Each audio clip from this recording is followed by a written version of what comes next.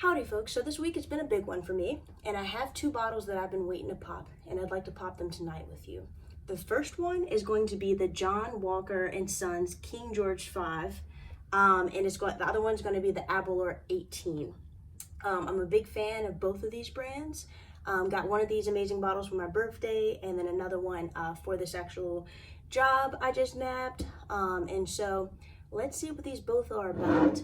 I'm not going to go as in-depth as I did the other week, but I more so wanted to just, give you my initial thoughts and see what I think, since I've been waiting so long for these. My birthday's in January, so I've been waiting a really long time for this one. It's definitely a pricier bottle, but everything I read says that it's worth it. Okay, let's read the tasting notes from a site for the Abelour 18 first. Okay, so the color is obviously amber. The nose is going to be creamy like melted vanilla ice cream, fruity and honeyed. The flavor is going to be fresh, juicy apples and oranges before sherry kicks in with supple sultanas and vanilla. And the finish is going to be long. And let's see, so for the John Walker, so the reason why I read the descriptions of these is because I was becoming impatient with actually being able to taste them. So I've done a lot of research. They both score very highly. Some folks didn't like the Abelour 18, but I would be shocked if I didn't, simply because I absolutely adore the 12, so I can't imagine me hating the 18. But overall, they both score high remarks. This one scores 5 stars. I couldn't find a review that wasn't 5 stars. And this one, some people gave it 3, but we'll see if I think that's a bit harsh or not. Let's see, so for the King George, this one really, it made me salivate even reading it. So they said the nose is rich, spicy, aromas with hints of Christmas pudding.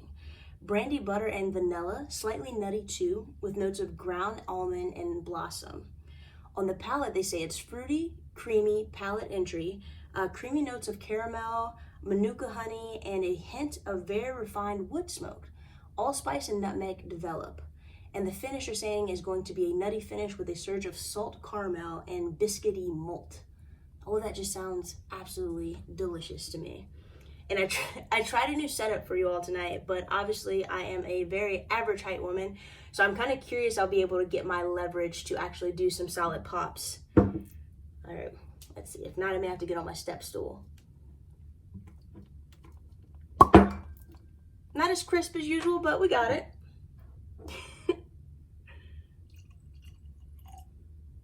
Let's see. Smells delicious to begin with.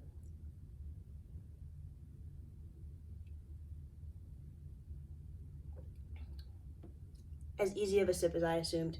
I did do the last flight cocktail to warm up my palate, but that was beyond easy. I can see myself sipping this through the night.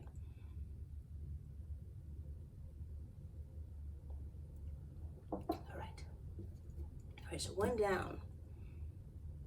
Put this over here, I guess. I mean, and then look at the presentation on this thing. Look at this box that I've been eyeing for months. And you open it up. Look at that. Just look at it.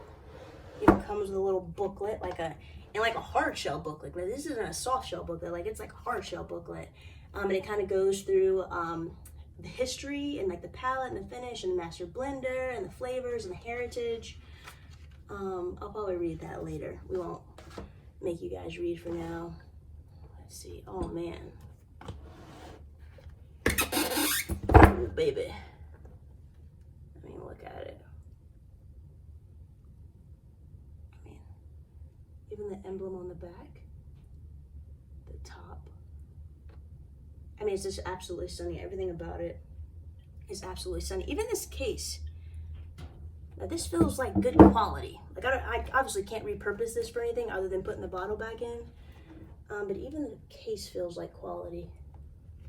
Nice quality ribbon, Well, I'm sure you guys aren't here for this, but I appreciate this. Let's see. Let's see if I can get a better pop on this one without actually knocking the table or using my stool. Let's see.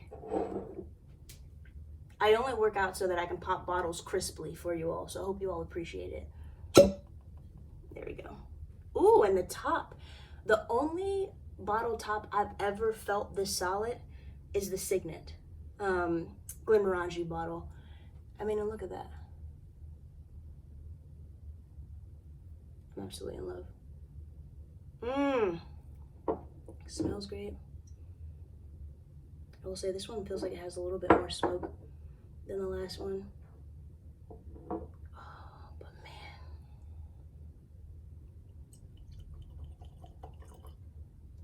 Spilled a little bit. Don't worry, I'll lick that up after the video.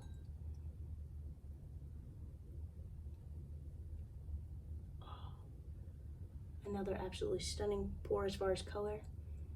And that smell, I just can't get enough of that smell. Like, you can smell the peat. I don't think it's going to be peaty given the description, but I kind of like the sweetness mixed with the peat.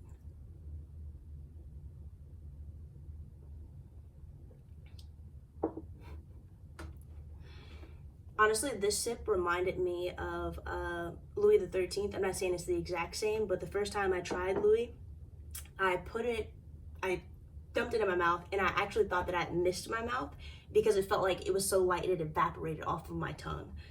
Very similar here. What proof is this? 86% proof, or 86 proof, 43%. Sorry, I did the math really quick in my head. So they're both the same percentage. I mean, sorry, looked at the bottle and looked at the box and said, oh, they're the same percentage. Let's look at the Abelour. But they are indeed the same percentage. Okay. But I love that. It's like sweet, but not too sweet, with a lot of complexity along with the slight peat. I know this bottle is expensive, but if you see it, I would recommend it. I would highly recommend it. And I like the Abelour. They're both very high quality bottles. So yeah. So thank you for letting me pop my celebration bottles with you all. I adore both of them. Oof. Keepers, 2 keepers. Happy Friday, folks.